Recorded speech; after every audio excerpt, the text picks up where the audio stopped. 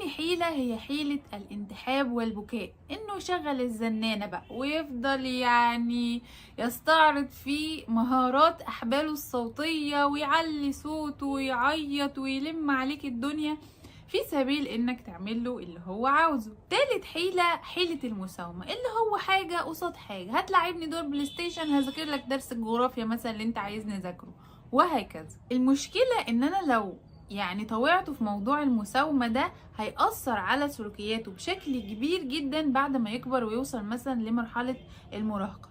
4، حيلة التعسف، ودي اللي ممكن الطفل العنيد يستخدم فيها الضرب أو الشتيمة علشان يعرف مين المسيطر، أنا ولا بابا وماما. 5، حيلة استحالة التنفيذ، بمعنى إن الأب والأم ممكن يقرروا عقوبة على ولادهم أو يقولوا لهم مثلا انتوا لو ما عملتوش كذا هنعمل كذا، تهديد، ولكن الأب والأم ممكن لأسباب كتير جدا ما يقدروش